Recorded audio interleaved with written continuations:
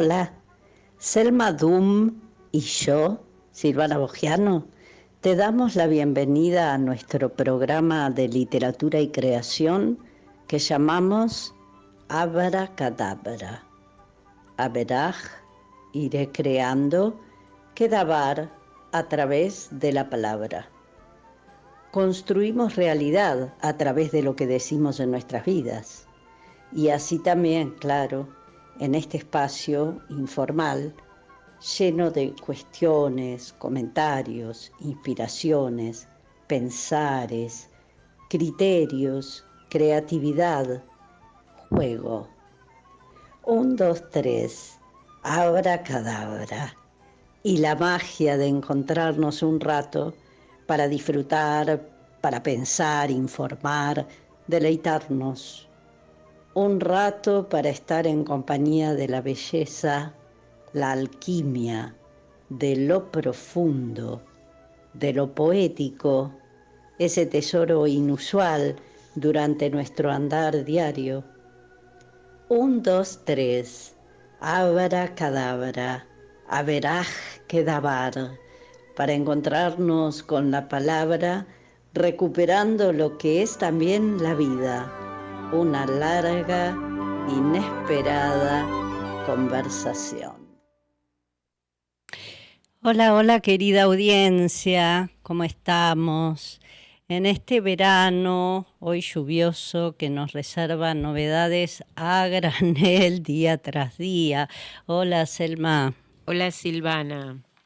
Estamos en este programa maravilloso que es Abracadabra, Selma y Silvana, con todo nuestro amor, a cuestas, con la logística de Charlie Gerbaldo, el diseño gráfico de Manuel Padilla y nuestro operador de sonido, Nahuel Rodríguez. Hola Nahuel. Hola, ¿cómo andan? Muy bien. Gracias Matías S. Murray por el tema musical de nuestro programa, como siempre. Tenemos mensajes varios para leer, Selma querida. Sí, aprovechamos a leerlos hoy, pero en realidad habían sido mandados para el lunes pasado, Silvana, cuando nos atrapó la falta de electricidad y nos quedamos sin programa. Así que vamos a reponer ese hueco que quedó en los corazones. Dice Silvia Lescano, médica china. Me encantó lo que leíste de tu novela El Picaporte. Excelente entrevista. Muy piola la invitada. Muy lindo programa. Selma y vos están muy amalgamadas, se siente. Además, ambas están sacando el humor muy bien a través de escenas teatrales. Es espontánea, están contentas. Me gustó escucharte tan contenta. Silvana, esto es para vos, evidentemente, y se refiere a nuestra última invitada que habló del coach de ontológico, coach de psicología. Vamos a Ricardo Fernández, nuestro fiel oyente, el psicólogo, que dice, muy bueno el programa, siguen con invitados interesantes. Interesante el tema comunicación y trabajo. El tema felicidad, complejo para definir. Ver el vaso medio lleno es un buen consejo. Beso a ambas. Otra oyente que le dedica a Cecilia Rodríguez Casey, quien estuvo con nosotros el otro lunes. Buenísima la entrevista, Ceci, súper claro y muy interesante las preguntas que te hicieron. Gracias por compartir. Y Cecilia Rodríguez Casey también nos mandó, nos dice Selma, me encantó la entrevista, el clima que se generó, los intercambios, la disfruté mucho. Felicitaciones y gracias. Otra compañera de trabajo, la profesora Lucía Romero de la Universidad Nacional de Moreno, dice, me encanta el programa, la verdad las felicito a las dos. Nuestra anterior invitada, Cecilia Rodríguez Casey, nos agradeció haberla invitado a la radio. Dice que el programa se escuchó hasta en Australia, donde viven familiares de ella. Sus hermanos y esposos nos felicitaron por la buena preparación del programa y el alto nivel de las conductoras. Muchas gracias a ustedes, queridos oyentes o queridos oidores, como escuché que el otro día nombró Nora Perlé a su audiencia. Y me queda un comentario más de nuestra fiel amiga María Inés Branchi, que dice: hola Selma, ¿cómo estás? La última entrega, tu editorial sobre la felicidad, impecable, para pensar y reflexionar. Lo mismo que la historia de las amigas hermanas, la Colo y la Negra, llena de ternura. Espero que repitan esta brillante experiencia. Bueno, gracias a todos nuestros oyentes.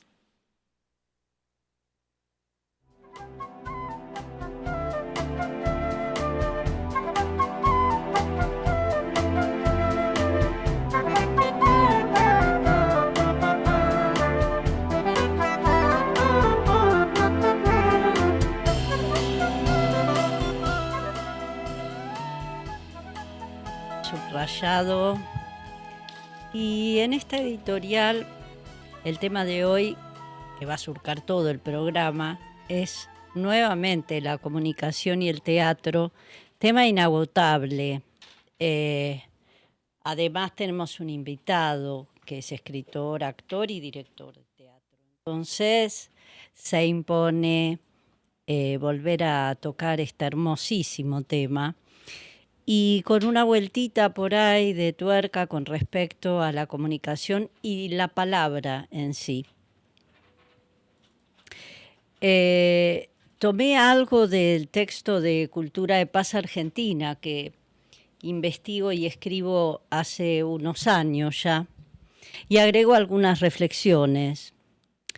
Desde hace siglos la palabra ha sido definida, entre otras formas de considerarla, como lo que nos diferencia de los demás seres vivos y nos ha dado la dimensión de humanos o humanas.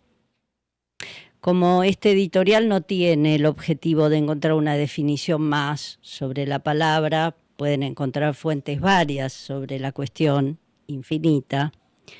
Compartiré con ustedes, desde mi corazón, lo que verdaderamente quisiera encuadrar en estos tiempos y espacios cada vez más violentos, donde hay violencia que no es afortunadamente en todos lados. La palabra es clave para aminorar la marcha. Porque cuando te dicen una palabra, debes escuchar.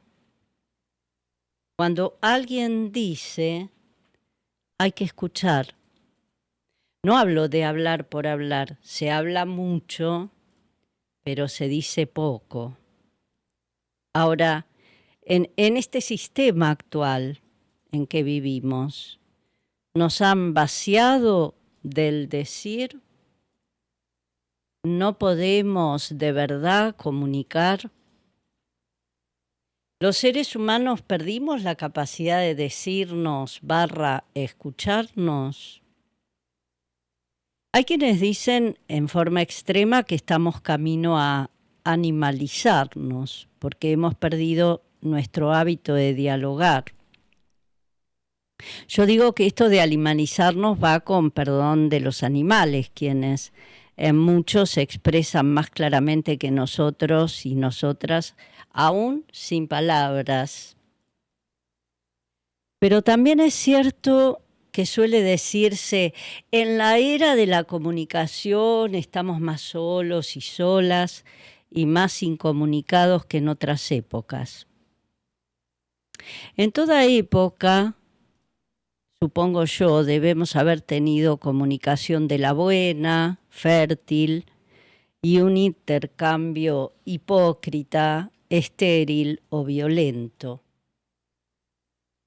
Pero en estos tiempos parecería que el reino de las redes habilita por fuera de él, y en mucho, esos discursos de choque, cínicos o mentirosos, simulacros. Sin embargo, hay que decirlo a su vez también permite este reino de redes una mayor comunicación a distancia dentro de una misma ciudad o entre lugares tan distantes como de acá a China. Y acerca además a los que están lejos y achica melancolías y desarraigos, entre otras cosas bonitas. La palabra oral a través de audios, videollamadas, Skype, Zoom, y la palabra escrita a través de WhatsApp, Telegram, Face, Twitter, etcétera, nos dan la oportunidad de comunicarnos y dialogar.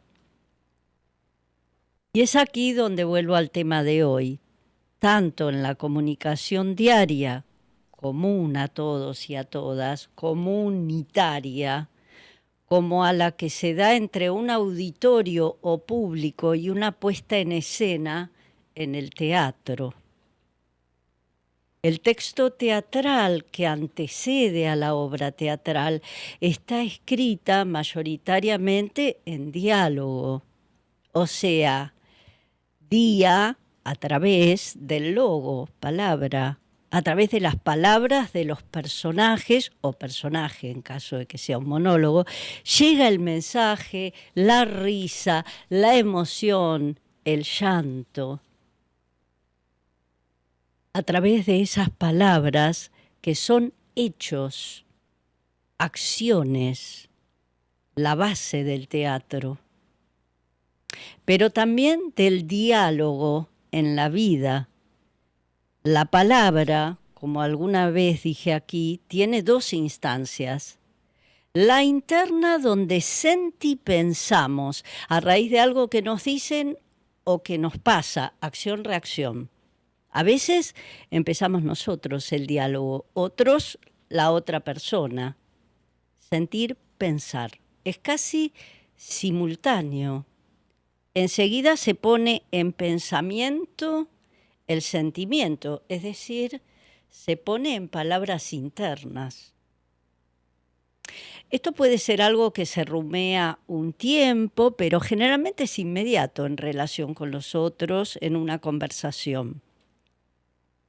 A veces nos guardamos la reacción, pero cuando la guardamos no la olvidamos, así nomás. En esa instancia primera de la palabra, sentimos y pensamos casi a la vez, pero este tiempo, como digo, es interno y puede también entonces llevar segundos, pasar a la segunda instancia de la palabra, la externa, que es cuando decimos lo que pensamos. Y esa ya es una acción.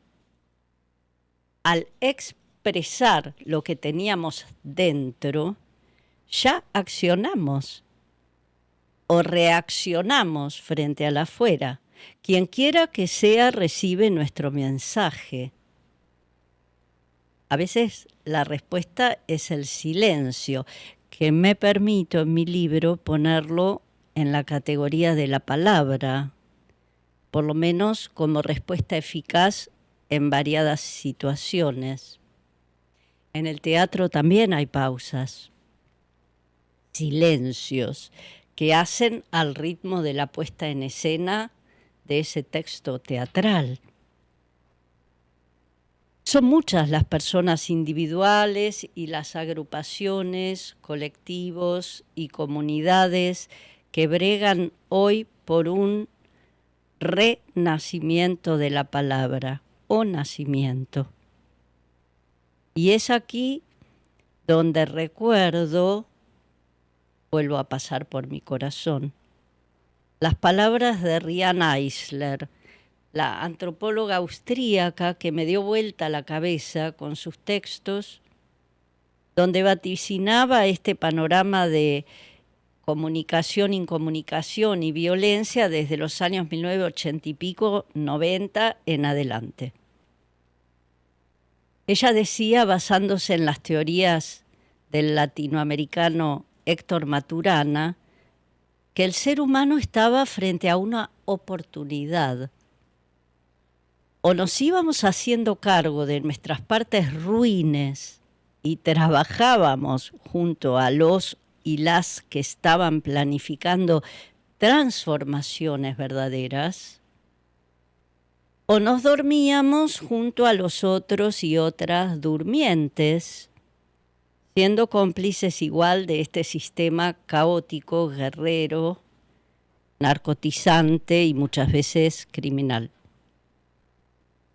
Para ponerlo en criollo y en estos tiempos globales que vivimos, o somos humanos nuevamente y un poco más que eso, o seremos deshumanizados, decía Eisler en su maravilloso El cáliz y la espada.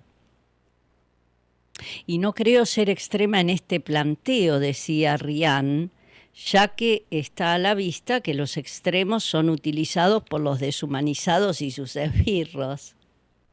El pomposo triunfo endogámico financiero y el estrepitoso fracaso humanitario de este imperio en que estamos insertos no nos llevó, dice Eisler, a una armonía entre la humanidad y el resto de los seres vivos y de la tierra, ni a una mejora en nuestro transcurrir diario. No solo una mejora económica, sino del terreno amoroso entre seres que se precien de humanos. Como decía Buda a sus discípulos ante su ansiedad de iluminación, ¿cuándo lo logro?, le preguntaban. Y él contestaba, cuando lo logres, es decir, ni un minuto antes ni un minuto después. El famoso resultado buscaban. Y vistos los resultados de este imperio global que supimos conseguir, estamos bien lejos del diálogo que propone el teatro, del diálogo, esa palabra que va y viene entre los seres que habitamos el planeta.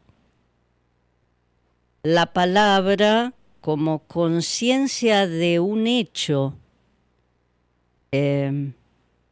Cuando hablamos estamos diciendo algo que es una acción concreta que cambiará para bien o para mal el ánimo y las acciones de los demás para con nosotros.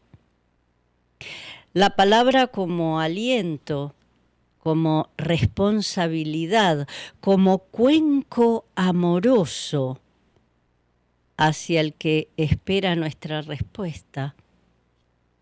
Y aunque no la espere, la palabra entonces como flechazo hacia el bienestar, desde nuestra percepción de dar algo valioso frente al desaliento o el infortunio.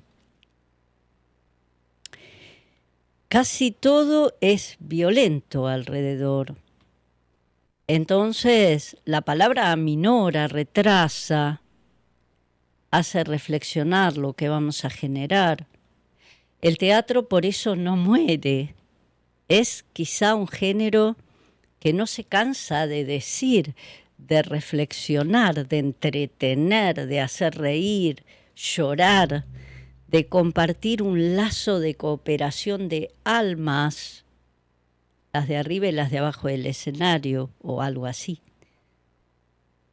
Y así también en la vida, si lo pensamos, a veces somos protagonistas y los demás nos miran y escuchan, y otras simplemente acompañamos. La palabra cobra entonces un espacio importantísimo en el transcurrir cotidiano de su proceso de comunicación. Lo que ya no se puede sentir, pensar, decir, hacer, lo que se puede reemplazar por otros sentires, pensares, para decir y hacer otras cosas, generar otros hechos.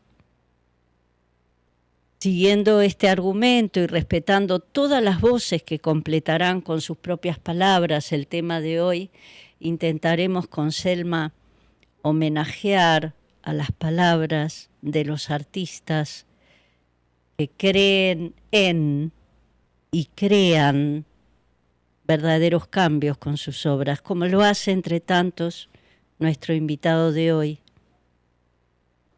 Probaremos entonces con las palabras de amor, desamor, encuentros, desencuentros y mágicos universos que nos da la escritura y el teatro.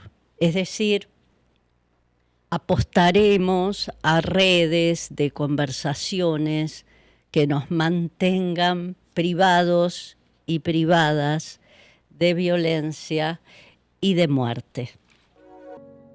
¿Qué canción hemos escuchado justo para un día de lluvia, elegido por Silvana con mucha propiedad? Pero bueno, ahora vamos a dedicarnos a leer un cuento que está en el libro Féminas Inquietas, que se puede adquirir en Google Play, que es de mi autoría y que dentro de poco va a circular en otras redes porque está complicado esto de comprar en Google, y que se llama La huella de carbono y que puede ser leído con un toque de humor y entendido también desde el humor. Y dice así: a las 6 de la mañana de un día miércoles del mes de julio, sonó el celular que dejé conectado al cargador en la pieza de al lado del dormitorio. Me levanté somnolienta y corrí a atender. ¿Selma? Sí, soy yo. Te habla Marcelo. Marcelo Sáenz. Ah, Marcelo. ¿Qué Marcelo? Marcelo Sáenz, el que vivía a 3 cuadras de tu casa en Lomas. ¿No te acordás de mí? Nos conocimos bastante hace unos cuantos años. Ahí me cayó la ficha. Hacía como 15 años que no lo veía, más o menos. Mi vida había cambiado tanto que me parecía que nunca había vivido antes en Lomas de Zamora. Ah, sí, ¿cómo estás? Contesté atónita. Quería verte, me dijo, así nomás. Ah, bueno, sí, me gustaría, pero son las 6 de la mañana, un poco temprano. Discúlpame, no calculé bien la hora. Te hablo desde afuera, estoy en París, en el aeropuerto. Mi asombro no tenía medida. El flaco me hablaba de París. Imposible, si era un muerto de hambre. Te llamo cuando llegue a Buenos Aires, me dijo, y cortó la llamada. Efectivamente, pasados los 3 o 4 días, volvió a llamar por teléfono, esta vez para fijar la fecha del encuentro. Quedamos en que viniera a casa, conociera a mis chicos y a mi marido. Parecía dispuesto a todo y yo nunca estuve segura de que había sido una buena idea invitarlo a almorzar. A almorzar. Solo fue lo que se me ocurrió en el momento y más tarde, arrepentida ya, no quise ser grosera y negarme a recibirlo. A medida que fueron pasando los días, mis temores crecieron y se alojaron justo en la boca del estómago como un dragón que lanzara bocanadas de fuego. Mi marido no le dio importancia que yo invitara a un desconocido para él a nuestra casa, pero comencé a vislumbrar que no pasaríamos un buen momento todos juntos. El domingo siguiente, a la 1 de la tarde en punto, se apareció en la puerta con un ramo de crisantemos amarillos que le tapaban la boca. Flores de cementerio, pensé yo.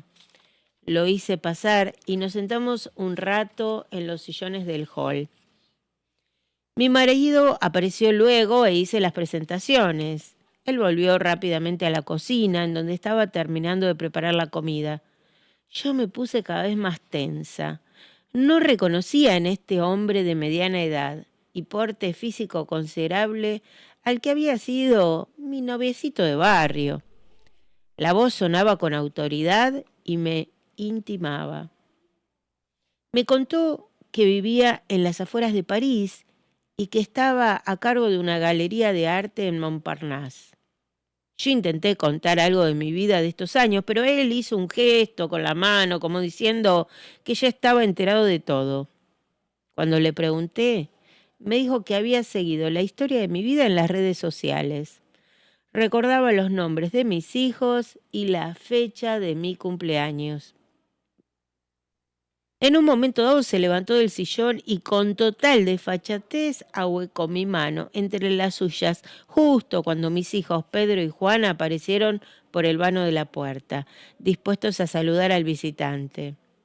Entonces mi marido vociferó desde la cocina que pasáramos al comedor. Marcelo aprovechó las espaldas de mis hijos, que salían de la habitación, para decirme al oído que nunca había podido olvidarme. Almorzamos en medio de un silencio incómodo, interrumpido por manifestaciones aparentes de cordialidad. Junto con el postre, Marcelo anunció que había planificado pasear unos días por Buenos Aires y que al día siguiente nos esperaba a todos para cenar en su hotel del centro. Dejó las servilletas sobre el mantel, alzó su copa para un brindis en nombre de la familia y se despidió como un actor que abandonara la escena, luego de agradecer la cordialidad con que lo habíamos recibido. Me pidió que lo acompañara hasta la puerta de salida.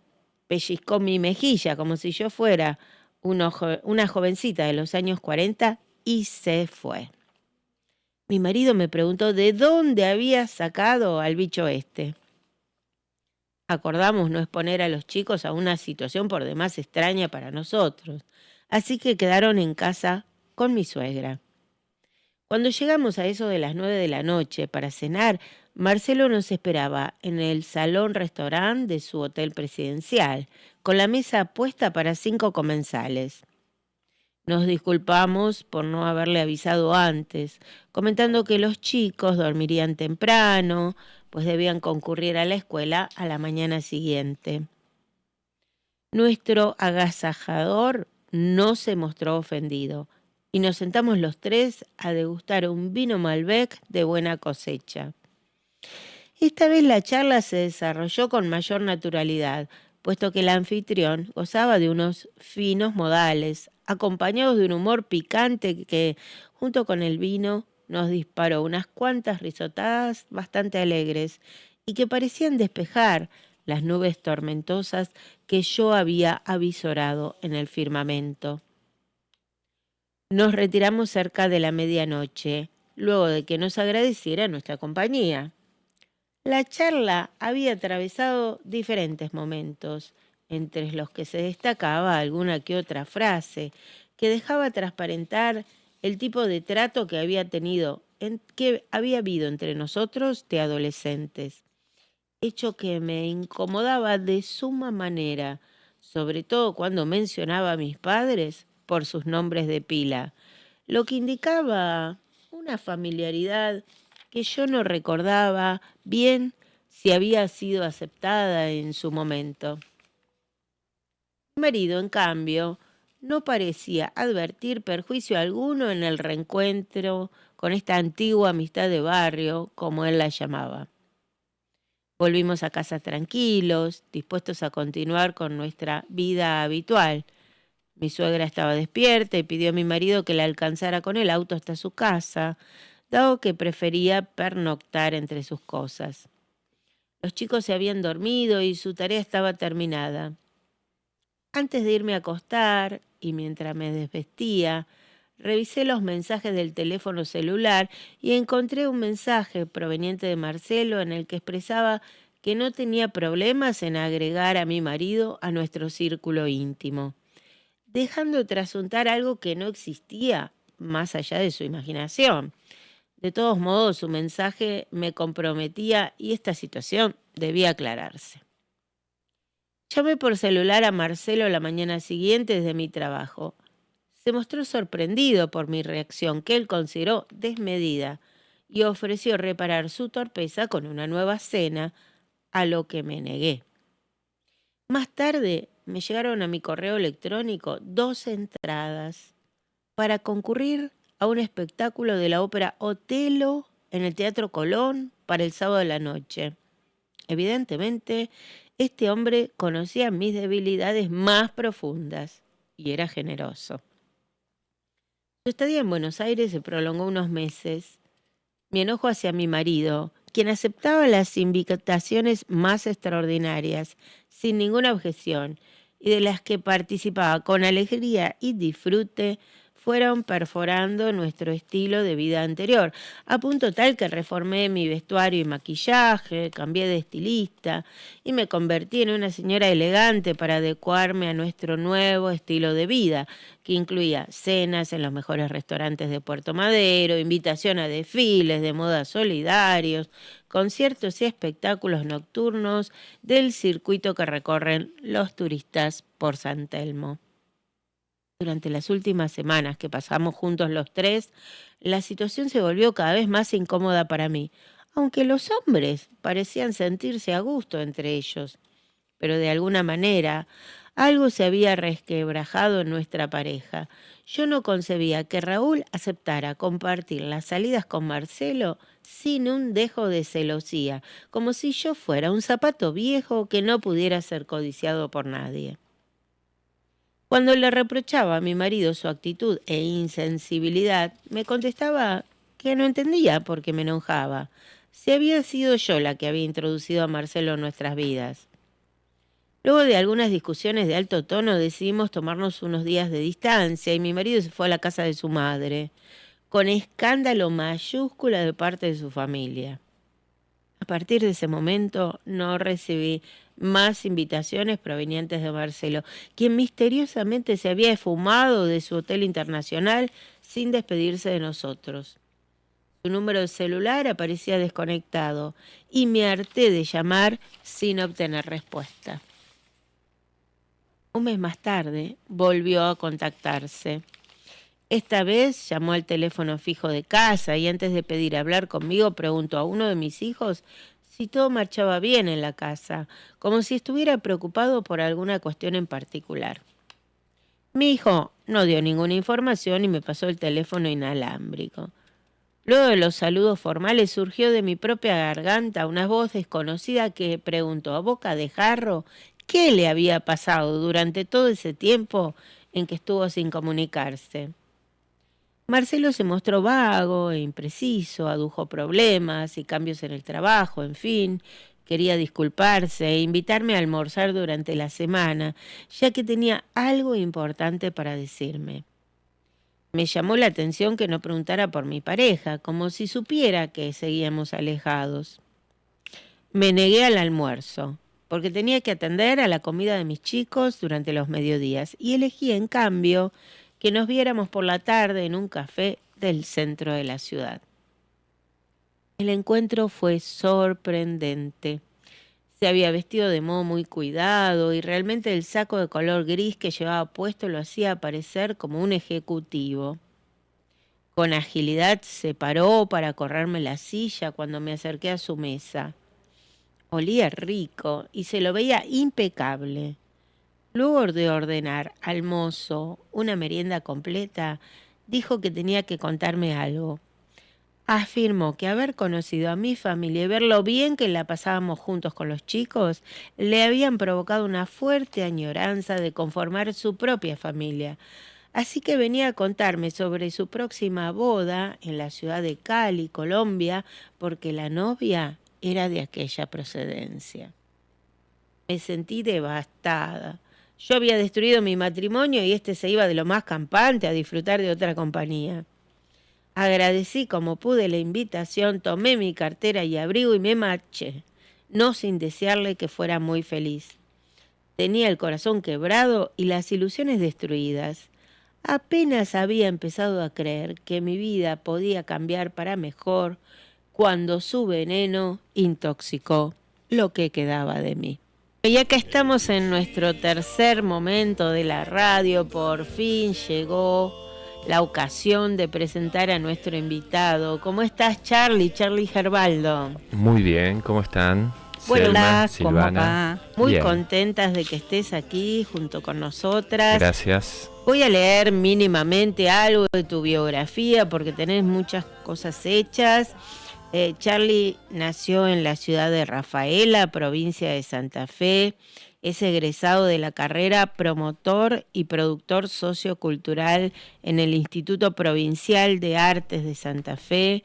También egresado de la Escuela de Teatro de Buenos Aires de Raúl Serrano y egresado como pedagogo teatral en la Escuela Municipal de Arte Dramático. Pero bueno, además de haber egresado de todos esos lugares, Charlie es actor, es escritor, es director de teatro y también es profesor de teatro, así que tenemos muchas preguntas para hacerlo. Bueno, aquí estoy. Hoy nos convoca uno de sus textos que se llama El secreto libre. Creo que vos querés comentar algo, Silvana, sobre esta hermosa pieza de teatro que hemos leído.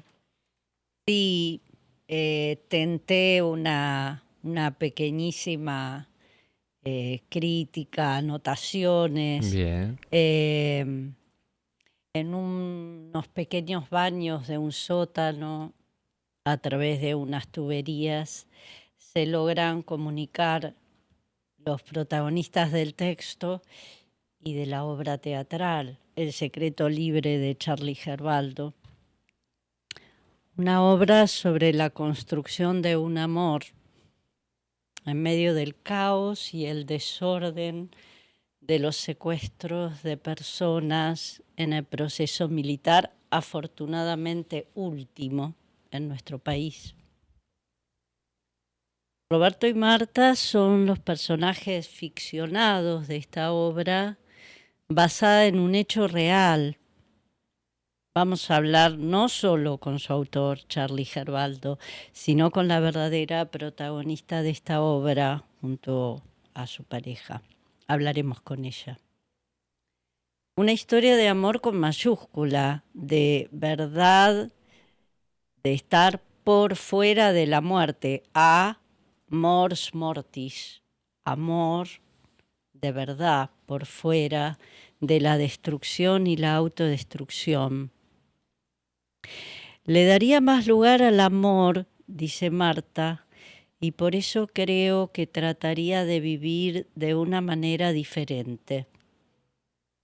Y Roberto dice, el riesgo y el tiempo que uno invierte en cada acción que hacemos es el respaldo de nuestras almas. Y remato con una frase que salva con solo decirla. Es curioso que estemos hablando de amor y de libertad cuando ambos estamos encerrados. Bueno, esto es todo lo que quiero decir. Maravilloso. Charlie, ¿cuál fue el origen de la escritura de esta obra de teatro? O sea, ¿por qué decidiste escribir esta obra? ¿Cuáles son las circunstancias que rodearon a este hecho? Bien. Bueno, yo creo que comenzó cuando yo tenía 17 años, casi sin querer, cuando un día en el IPA, en el Instituto Provincial de Artes, no tuvimos clase. Entonces, en la provincia de Santa Fe, en Capital. Entonces nos fuimos a tomar mate, a pasar la tarde, a la casa de una compañera. Ahí estaba una de las compañeras quien cuenta esta historia. Y ella es Patricia Traba, que tal vez esté escuchando. Y ella cuenta esta historia porque estábamos comentando diferentes historias de amor. Patricia era más grande que nosotros y ahí creo que comenzó el bichito en mi cabeza. Yo recién comenzaba a hacer teatro y a estudiar. Los años pasaron, vamos a hacer un salto cuántico.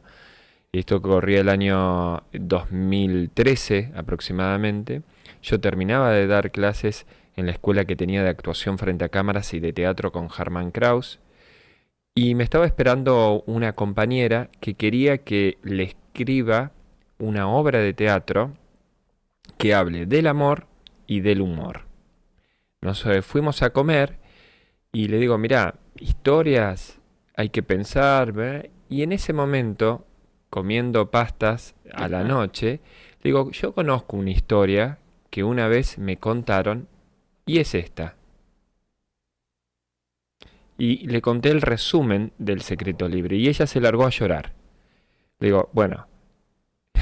No tenía mucho humor, tenía más amor que humor. Exactamente. Aunque la obra considero que tiene algunos reflejitos de humor. ¿Mm? Y me dijo, estaría bueno que la puedas escribir. Terminamos de cenar, la acompañé hasta la casa, era una amiga. Me reveló ella un secreto íntimo, no sé por qué, un secreto al cual ella ni siquiera a su psicóloga le había comentado. Se largó a llorar y esa noche dije, no, no puedo dormir, pensé, llegué al otro día a la escuela tipo 11 de la mañana y escribí la primera hoja y media en tipo A4, que es tal cual lo que ustedes leen al principio del libro. Viene a un ensayo, ella estaba ensayando, yo la estaba dirigiendo en un proyecto de humor, netamente, lee y, y se larga a llorar en la primera hoja, dice, está buenísima, pero ¿cómo continúa? No, le digo, en base a lo que hablamos, quise dejar un recuerdo en una hoja y media, y como yo daba actuación frente a cámaras, digo, de hecho la voy a dejar para ejercicio de actuación frente a cámaras. Me dijo, pero estaría bueno que la sigas escribiendo. Así que esa noche, cuando terminé de dar clase a las 11 de la noche y los 6 días subsiguientes, entre las 11 de la noche y 6 de la mañana, escribí la obra. ¡Qué locura! Sí, O sea, la obra te llamó a vos. sí. Vos fuiste el escritor de esa historia. Yo creo que los protagonistas, que yo hasta ese entonces, chicas, yo no sabía Eso es y lo estaba más equivocado. fuerte. No. Yo no conocía a Estela y Ah, tampoco lo conocía a Carlos. Y sí la conocía a Patricia, pero ya había dejado de tener comunicación durante mucho tiempo con Santa Fe más que con mi familia, digamos. Pero fui perdiendo la comunicación, no sé muy bien por qué. Hasta que esta obra le llega a un director de cine, me pide permiso para basarse en esta historia en una propia versión que en lo personal a mí no me gustó porque se había ido para el contexto más que para la historia y que tengo entendido que los protagonistas en la vida real tampoco. Pero sí, Horacio, mi amigo el director, me dio una buena idea. Me dijo, me gustaría conocer a la persona que vivió esta historia. Digo, bueno, me puedo comunicar con Patricia, que no tengo su teléfono, pero de alguna manera me conecto. Así que le escribí por Facebook, le comenté si se acordaba de mí, habíamos hecho otras cosas con Patricia y le mandé la obra. En ese momento no estaba publicada, así que se la mandé por Word. Pasaron aproximadamente 45 días y lo primero, desde una inseguridad, dije, la ofendí, no le gustó y dije, bueno, listo, ya está, mirá, Horacio no respondió. De pronto recibo por Facebook un mensajito muy largo con toda una devolución que al final decía, lo que sí, Charlie, es que yo no soy la protagonista. En eso estás equivocado, me dice. Es la negra Estela Maris Vallejo, una amiga, con Carlos Raviolo, el esposo. Ellos viven acá en Santa Fe. Cuando vengas, avísame que te los presento.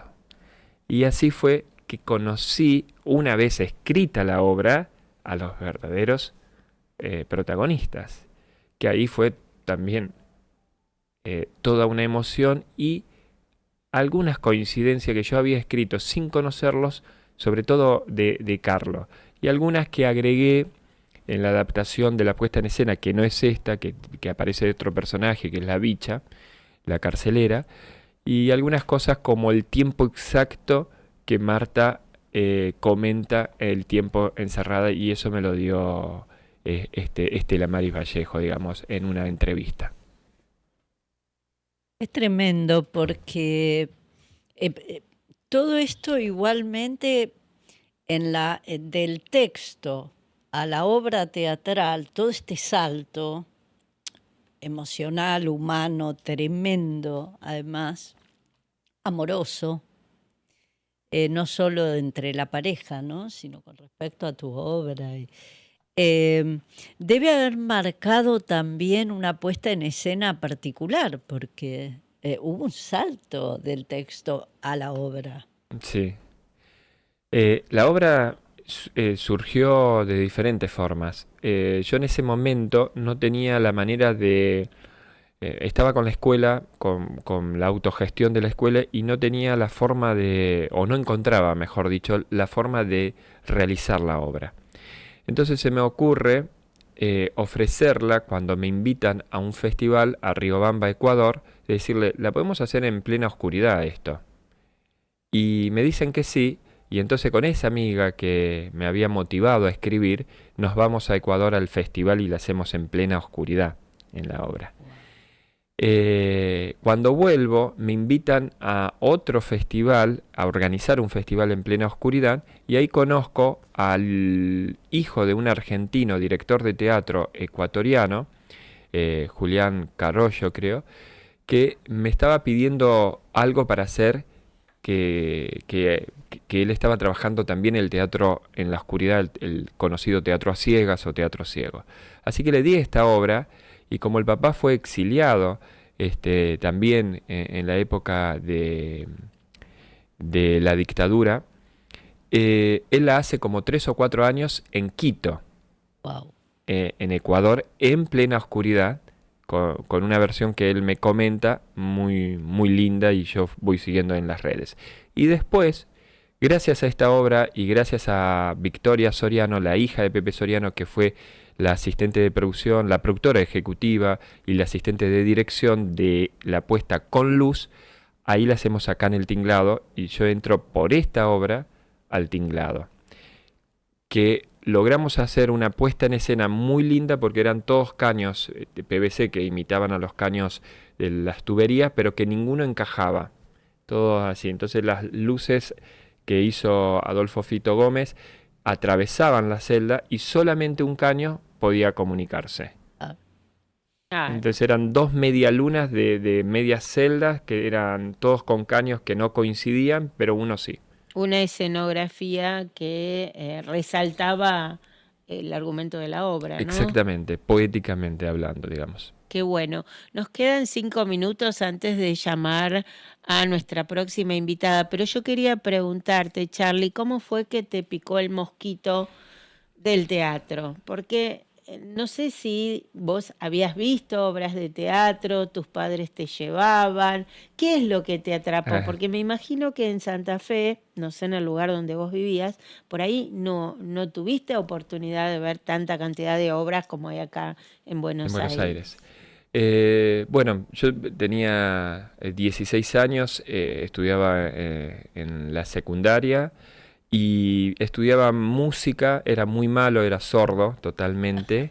Y los primeros inicios fue la primera muestra de teatro que yo tocaba el teclado y veía que yo no sabía por dónde estaba, éramos como 30 tocando y bajé el volumen y hice que como que tocaba y listo. Entonces, ya ahí actuabas entonces. Esa actuaba. Después la profesora de literatura me hizo leer una pieza llamada Los de la Mesa 10, de Osvaldo Dragún, si no mal recuerdo. Y me leí una hoja, me trabé todo, me dijo, siéntese Gerbaldo, usted no sirve para el teatro. No tuvieron buen ojo los profesores. Ese mismo año, o al año siguiente, porque eso creo que fue, sí, al año siguiente, en enero, a la hora de la siesta, un vecino por el tapial del fondo de mi casa, Sergio, me llama y me dice, ¿vamos a hacer teatro? Fue esa la frase. Y como el papá era albañil, yo lo primero que me imaginé es decir, me quiere contratar como peón para ir a levantar un teatro, a hacer. Porque él dijo, vamos a hacer un teatro, vamos a hacer teatro, algo así. Y dije, bueno, lo primero, hablamos de 17 años en Santa Fe, sin internet, en donde uno estaba en otra, no es los 17 de ahora. Y lo escucho y me dice, no, mira, es una escuela de monja, el Berna, que son todas mujeres, y hay una materia que se llama teatro, y entonces las chicas tienen que hacer una obra de teatro por curso, en donde se subdividen, algunas son actrices, otras escenógrafas, me explica todo lo que es, y buscan varones de otras escuelas para hacer los papeles de varones. Entonces yo que era muy tímido y entré en duda y le dije, lo primero que le pregunté fue lo que me interesaba. ¿Cuántas chicas? ¿Hay mujeres? Sí, sí, bueno, vamos. Y así fue que yo empecé, y esa es la realidad, ¿no? Bueno. Tiene. Y después sí, a ¿Y partir qué de ahí papel hiciste, Charlie? hice ahí? 2 obras, cuales ya empecé como a ser nominado actor de reparto y demás. La primera obra que hice fue Carlota, una obra de un autor español que imitaba a las obras inglesas y era un policial muy atractivo. Yo hacía el tercer personaje, digamos, el detective. Y la verdad que, digo, desde ese comienzo, que tuve la fortuna porque las monjas o el colegio eran como de avanzada porque enseñaban mucho la autogestión. Es decir, las chicas no tenían una profesora, ellas se tenían que reunir, una era directora, la otra era asistente de dirección, esta era la obra, la escenografía, el vestuario, la música, la venta de entradas que se hacía para la noche, y después era un teatro para 400 personas. Y entonces se hacía para toda la escuela, para nuestras escuelas, las escuelas de los varones. Entonces hacíamos 4, 6, 8 funciones por obra. Y era una autogestión que yo viví el teatro desde el comienzo como la autogestión integral. O sea, teníamos que hacer todo. Y eso me dio la posibilidad, la valentía de elegir. Yo elegía los personajes. En la primera obra me decía, no, tu personaje es este. No, pero ese no me gusta, yo quiero ser este. No, pero este ya está. Ah, bueno, entonces no. Dije, y al final faltó el actor. Me dijeron, bueno, la verdad que está bueno para vos, así que te damos ese. Y yo leía las obras y decía, este es el personaje que quiero ser. Siempre tuve esa fortuna, no sé por qué, de elegir, y no hacía si no me gustaban algo, digamos, el material, el contenido, eso. Perdí, creo, muchas cosas, pero fui eligiendo. Pero digamos, había un profesor de teatro que dirigía No, nada. tampoco, o Una sea que te ausencia. tiraste ahí Sí, al sí, ruedo. no, las chicas no tenían, solamente en la clase ellas comentaban, ¿no? Pero nosotros nos juntábamos en la sala de ensayo, no había ningún adulto, ninguno. Muy valiente lo tuyo. Sí, sí, era todo, no, y el sistema, la propuesta, porque no había un Arriesgado, profesor, ¿no? nada, nunca aparecía una profesora, solamente ellas contaban que iban guiadas desde el aula, pero en la hora de los ensayos no había ninguna supervisión, ni control, nada, podían hacerlo, y después sí estaba la evaluación, se daban premios al mejor vestuario, a la mejor escenografía, a la mejor actuación, a la mejor Bueno, actuación entraste femenina. como en la esencia del teatro, que es el juego, ¿no? Un Sí, poco a esa total. edad casi jugando, diría yo. Sí, Y aparte como cooperativa, ¿no? O sea, como cooperativa. como cooperativa absoluta, cada uno con su función, y creo que eso es la esencia, porque el juego y la cooperación de todos ahí jugando, teniendo que animarse además. Sí, sí, pero Es, fue maravilloso. De hecho, la segunda obra del mismo año fue el concierto de San Ovidio y tenía que hacer de ciego. Yo no tenía técnica, no sabía nada, nunca había ni ido al teatro como espectador, o sea, de verdad nada. Le dije a un amigo que me acompañe desde mi casa, que eran como 30 cuadras, y con un palo de escoba, y me vendé los ojos, y él iba a mi costado para experimentar, pero era de pura intuición nada más, o sea, no tenía idea. ¿cómo fue esto entonces después? ¿Se desarrolló la pasión? ¿Qué sentías?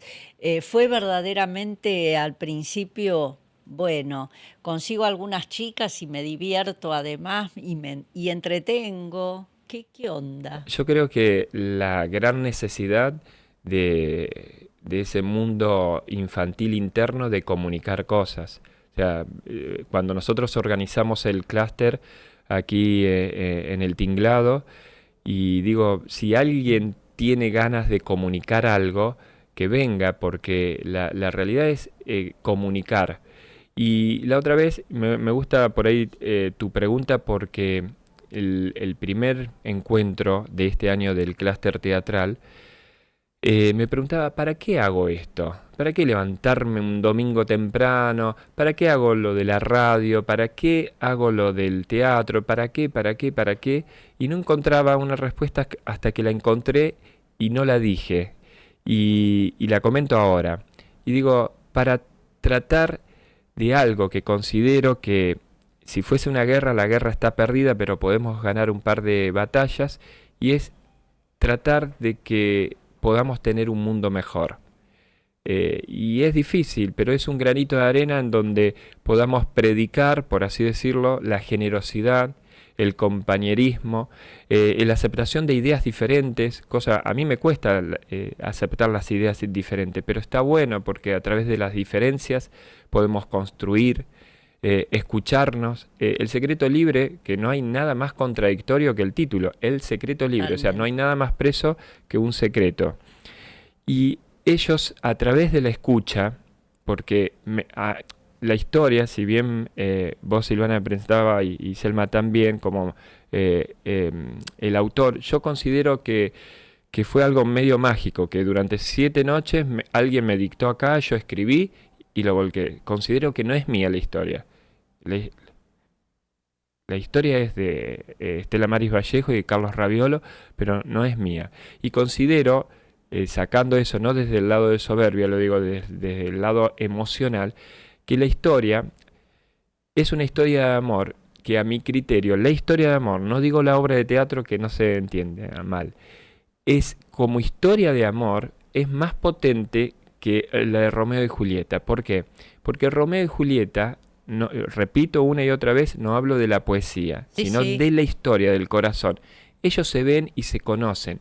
Acá Marta y Roberto no se conocen físicamente y necesitan creer el uno con el otro y creer en ese vínculo de amor solamente a través de la palabra y de la escucha, porque no se conocen físicamente. Y por eso para mí, decían la crítica, es una historia de amor con mayúsculas, porque verdaderamente, además, bueno, la historia real lo corrobora y es como a muchos ya, es demasiado, pero también tiene que ver con tu búsqueda y con lo que yo decía y con lo que hacemos con Selma. Cuando uno se pregunta ese para qué, nunca por qué, porque el por qué es medio para atrás, pero el para qué siempre es para adelante, y creo que el para qué está en eso, en el amor, en que estamos a salvo mientras hacemos eso. Y creo que tu obra ha puesto a salvo muchas veces en cada puesta esta historia y a mucha gente. Es hora de llamar a nuestra invitada telefónica, Silvana, si te parece, porque estamos ya en horario y queremos que saludarla, interactuar un poquito con ella y también que la salude Charlie. Sí, creo que llamamos, está. Por favor. Ya ¿Estás? Hola Estela Maris, soy Selma. Hola Selma, qué lindo nombre. Gracias, Charlie, qué gusto escucharte.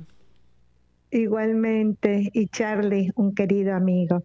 Gracias, Estela. También está Silvana, compañera de Selma. Hola Estela, es un gustazo. Hola Silvana, ¿cómo están? Bueno, en primer lugar agradecerte, Estela Maris, que tengas ganas de charlar un ratito con nosotros. Contame, ¿qué te pasó cuando le viste por primera vez la cara a tu compañero? ¿Te lo habías imaginado así o te lo habías imaginado distinto? Contame ese secreto de mujer. Mira, era tan flaco que me daba miedo de tocarlo. Mira.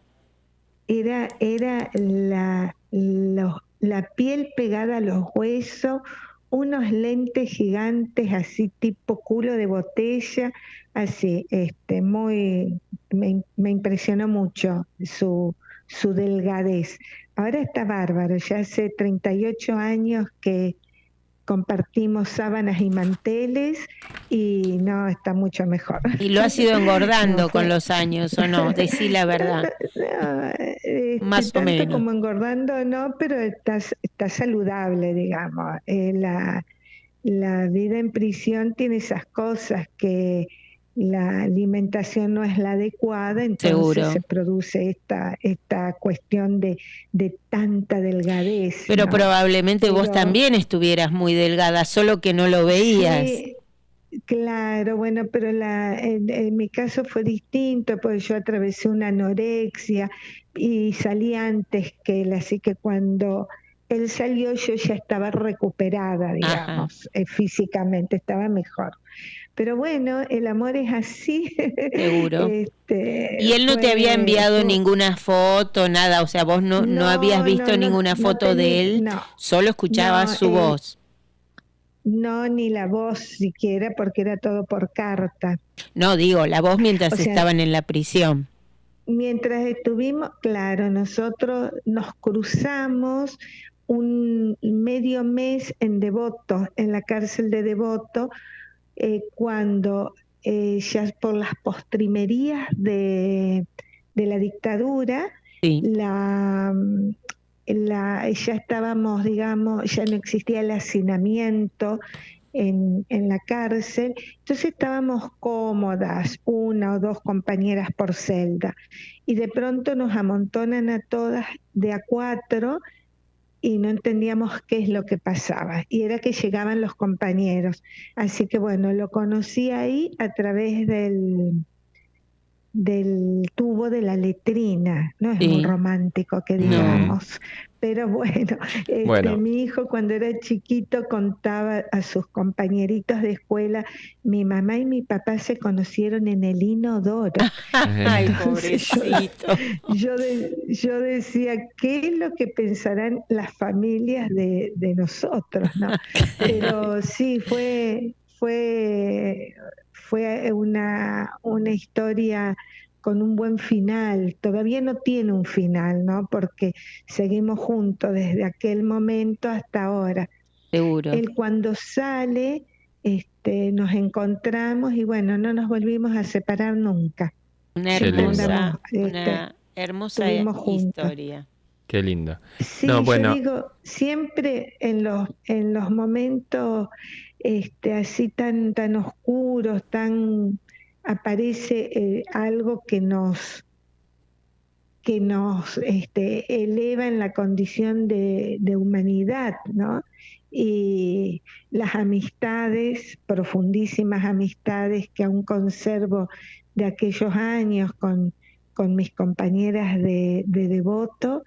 Y bueno, y la historia esta que salió bien, porque podría haber salido mal. Uno a veces tiene una idea de lo que es el otro y después en la realidad no coincide. Seguro. Pero nosotros en eso fuimos inteligentes, no nos dimos un tiempo para conocernos, no teníamos así una formados totalmente, cabalmente una idea de cómo era la otra persona. Y digo, nos fue bien porque seguimos juntos, estamos felices, estamos contentos. Hemos marchado mucho al ritmo también de los momentos históricos. Los dos coincidimos en los juicios por los delitos de lesa humanidad. Siempre estamos pensando qué aporte hacer a la construcción de la memoria colectiva, pero no solamente en eso, sino también en otros desafíos que nos ponen, que nos ha puesto la historia, el momento. Seguro. Y bueno, y este momento realmente difícil, impensado, difícil. Estela, también formaron una familia. Sí, tenemos 3 hijos, tenemos una nieta y hemos tenido hasta 4 perros en mi casa. A Charlie, que le gustan los perros. Sí, ahora y muchas amistades. Eso es lo que nos ha sostenido, esas redes que se logran formar permanentemente, ¿no? Lo que pasa, creo yo, que el amor es una pócima o un medicamento maravilloso, ¿verdad? Va curando de a poquito, de alguna manera, las heridas. ¿Es así, Estela Maris? Sí, yo creo que es sanador, claro. Es sanador. Hay cuestiones muy, muy profundas que se van como heridas que se van cicatrizando de alguna manera, y bueno, y seguimos adelante aún con eso. A nosotros nos Estela, quedan... te quería preguntar Sí, con respecto a la palabra, ¿no? Hoy en el editorial hablaba de la comunicación y la palabra, y ustedes se conocieron a través de sus voces y sus palabras, que eran personalísimas. ¿Qué rescatás vos? ¿Qué podrías decir sobre el tema de la comunicación y la palabra y la escucha, no? mira, teníamos poco tiempo para conversar porque eran charlas a escondidas de la seguridad del penal. O sea, nos teníamos permitida la comunicación. Entonces había todo un sistema de ingeniería, algo así como una ingeniería para la comunicación. Se iban priorizando las compañeras con sus hijos, porque había compañeras, madres que tenían sus hijos que en la cárcel, hermanas con hermanos, esposos y esposas. Bueno, se iban priorizando los lazos familiares. Y después a la cola quedábamos los compañeros y compañeras que veníamos de la misma ciudad o del mismo lugar geográfico. Así que cuando se dio la posibilidad del encuentro,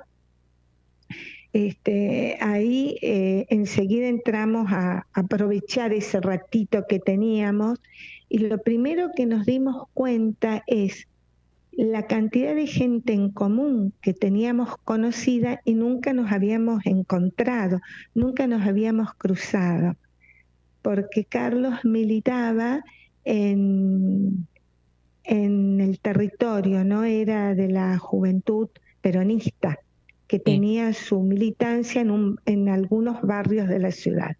Y yo militaba en la juventud universitaria peronista y estaba muy ligada, porque además trabajaba, muy ligada al gremio. Así que era como que muchos conocidos en común, muchos compañeros, amigos, conocidos, pero nosotros nunca nos habíamos visto, así que eso ya lo vivimos como, uy, qué milagro, una especie de milagro, sí, algo así.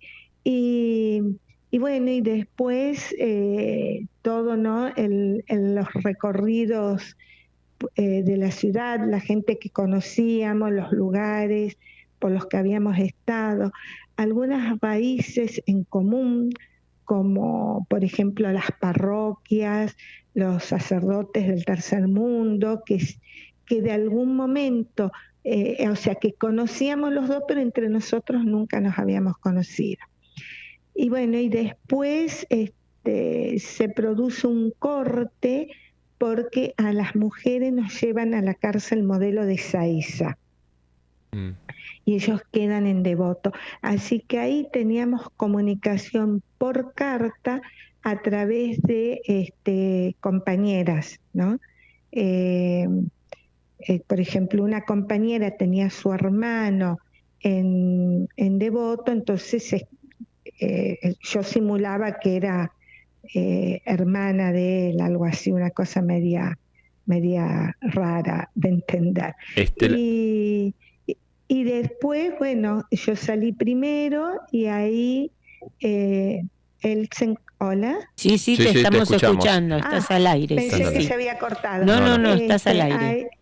Ahí me voy enterando de cuál era su situación legal, era muy, o sea, tenía una condena larguísima, como de 14 años, así que bueno, lo que hicimos fue en Santa Fe buscar abogados que se ocupen de su situación, y bueno, y salió al poco tiempo, digamos, al año, año y medio. O sea Y que ahí nos encontramos. la palabra escrita y la palabra Hablada. oral, ¿no? Oral. Porque Sí, también las sí, cartas. Bueno, sí, Estela sí, y Carlos me regalaron un libro con muchas historias y hay muchas historias que se han vivido, ¿no, Estela? sí, sí, sí, así es, sí. Ujú. El tema de la palabra, yo siempre lo vinculé mucho cuando fue cuando estuvimos encerrados por la pandemia, ¿no? Sí, Donde lo único que nos quedaba era la pandemia, la palabra sí. Ah, para comunicarnos. Sí, No nos podíamos ver, no nos podíamos abrazar con familiares, con amistades, pero sí teníamos la palabra para poder intercomunicarnos. es una buena comparación. Este, sí, Bueno, la verdad es que reflexionamos mucho durante la pandemia. nos encantaría hablar durante horas, pero bueno, nuestro programa creo que está ya terminando, pero acá Charlie quiere decirte algo No, más. si Estela, cuando leíste o leyeron o si lo compartieron en el ida y vuelta a la obra de teatro El Secreto Libre, ¿qué fue lo que te produjo? Eh, Algo que recuerdo me dijiste, bueno, como que había rescatado la poesía de algo de lo que ustedes habían vivido, ¿no? Desde mi Sí, imaginación. sí, porque fue a partir de esta historia cómo se puede hacer arte, ¿no? Sí. Fue muy poderoso, muy fuerte, muy, muy fuerte. Y además vencer al olvido, ¿verdad? Porque más allá de que ustedes hayan sido los protagonistas de esta historia, esa obra va a perdurar más allá de todos los que estamos presentes. O sea que Sí, le da un halo de inmortalidad que sí, los humanos no tenemos. sí, es algo que salió, está ya dando vueltas y que uno desconoce el impacto que pueda tener, ¿no? Seguro, Es algo que ya está girando y bueno, esa es la función del teatro, de la palabra escrita, de los libros. Está bueno, está muy, muy bueno. seguro.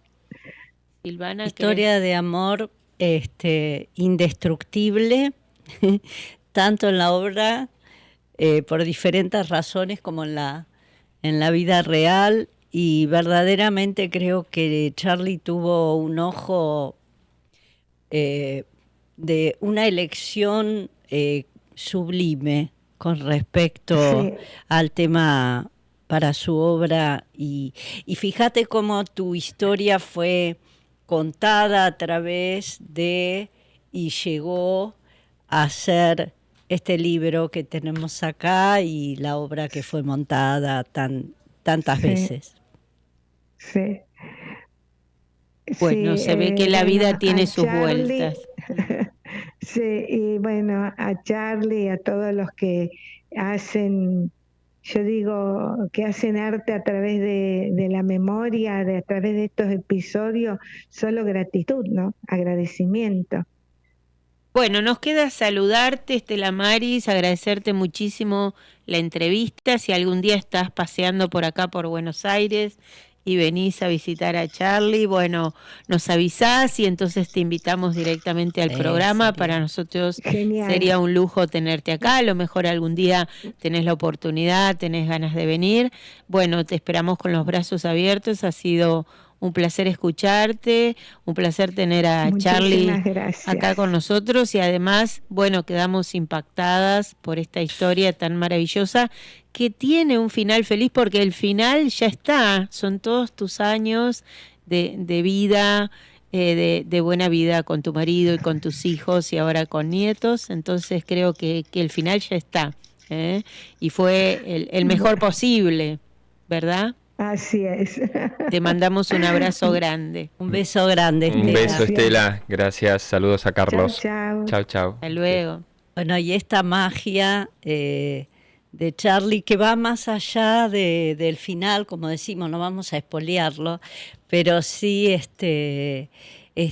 haber entronizado, puesto en el podio al amor de la manera que lo puso. Charlie, ¿querés decir lo que quieras? Porque queremos leer una escena de tu obra.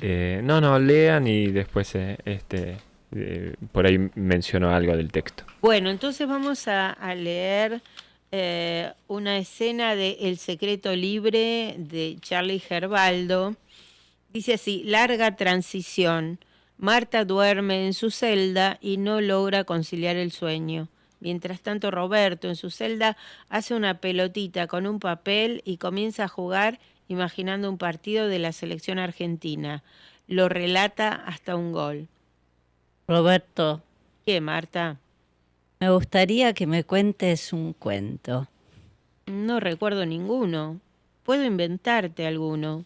Bueno, te escucho. Había una vez una niña que deseaba contar con todo su corazón un secreto, pero tenía miedo a ser lastimada. Un día descubrió a un amigo invisible, un amigo que nadie veía, ni siquiera ella. La diferencia entre ella y los demás es que ella podía escucharlo. Cada día que pasaba, le resultaba muy placentero oírlo, y así el miedo se aplacaba. Ambos aprendieron a compartir infinidad de momentos juntos, algunos con muchas sonrisas y otros con lágrimas de tristezas, como así también de alegría. De a poco, ella se dio cuenta que ahora tenía otro secreto más, pues no sería fácil contar que tenía un amigo invisible al cual nadie veía. Roberto. Sí, Marta. ¿Puedo seguir contándolo yo? Por supuesto. Ella tenía una duda. Necesitaba saber si él podía verla. Pero antes de que ella se lo preguntara, él comentó: me encantaría algún día poder verte. Ella se sonrió y sutilmente, como una pluma cayendo del cielo, le respondió: a mí también. Ambos se dieron cuenta de que los ojos solo podían ver la materia de las cosas, pero para ver más allá se necesitaba fe y amor. Ambos tenían demasiada fe y amor, pero los dos llegaron a la conclusión de que si crecían, correrían el riesgo de comenzar a ver solo lo que los ojos querían que vieran, y de esta manera dejarían de creer en el otro, incluso en ellos mismos. Era necesario encontrar la forma en que entre ellos pudieran rescatarse el uno al otro. Él le dijo: cuando comiences a verme, es necesario que me lo cuentes. Lo mismo expresó ella. Así ambos comenzaron a fortalecer la confianza entre ellos. Un día ella le dijo: me gustaría que me abraces fuertemente. Y él agregó: a mí me gustaría tenerte entre mis brazos. Ambos habían crecido lo suficiente como para dejar de ser amigos invisibles. Un día, ella cerró sus ojos. Él también. Se abrazaron. Se besaron. Y sus almas se unieron. Por toda la eternidad. Pudieron vencer unidos lo que muy pocos lograban conseguir. A partir de ese momento dejaron de ser amigos invisibles. Para convertirse en una pareja invisible. El amor fue tan grande entre ellos que ni siquiera la muerte pudo separarlos. Roberto, buenos días. Buenas noches, Marta. Voy a guardar cada palabra de nuestro cuento en mi mente y en mi corazón. Sí, es mejor que lo hagas vos. Yo tengo poca memoria. Igual en este caso, creo que voy a recordar cada palabra por siempre. Recuperándonos de la entrevista emocionalmente, complicadas y con Charlie acá de testigo de nuestra conmoción. Quedamos como a medio mudas para preguntar, es raro que nos callemos. A mí es una historia, cada vez que la escucho a Estela o a Carlos, que ahora hace un tiempo que no nos encontramos, un poco por la pandemia, pero sí nos seguimos de alguna manera y energéticamente el uno del otro.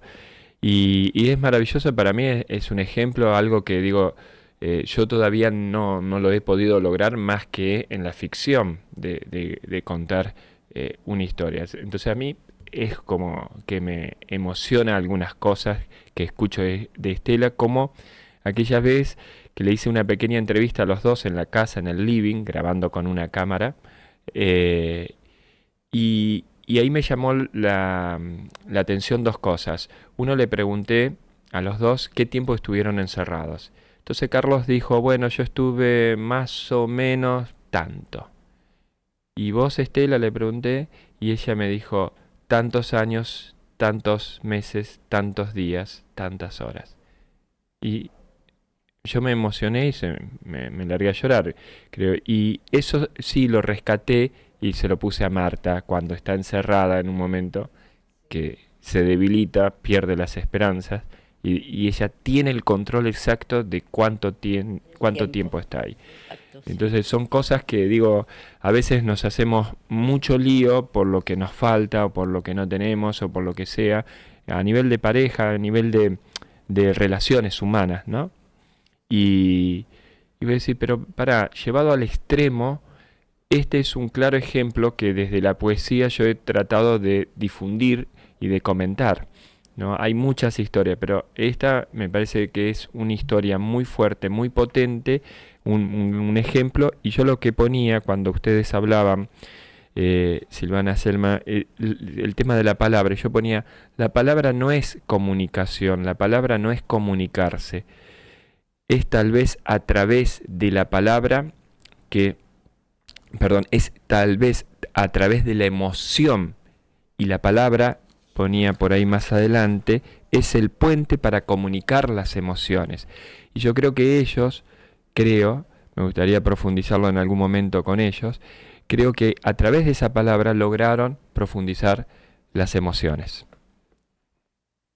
Sí, yo creo que también lograron tener un poquito de esperanza, ¿no? Total. Y un puente al futuro. O sea, aunque fuera ese papelito metido en una botella que tirás al mar, hay algo ahí, como le pasó a nuestra amiga Tucci Rottenberg. Ese papelito tirado al mar es esta palabra que pudieron decirse entre ellos, que los hizo no bajar los brazos y poder sobrevivir. Viktor Frankl cuenta, ¿no?, acerca de su prisión en un campo de concentración y cómo en realidad es la esperanza del vivir día a día lo que los mantiene vivos. Así que me parece que debe haber sido fundamental este lazo entre las dos para que ellos tuvieran las ganas y el ánimo y la fortaleza para soportar todo lo que estaban soportando y poder continuar su vida, ¿no? Y como dijo Charlie, la palabra siempre como puente de emoción. No hay otra manera en que podamos comunicarnos entre seres que nos preciemos como humanos. Por eso hay que escuchar Abracadabra, Silvana, y nos despedimos. Hasta la próxima. Gracias. Gracias a vos, Charlie.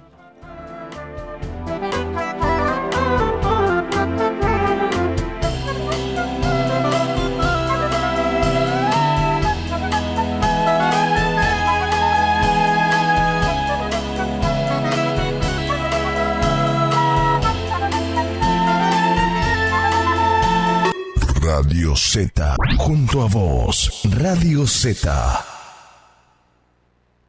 Radio Z, junto a vos, Radio Z.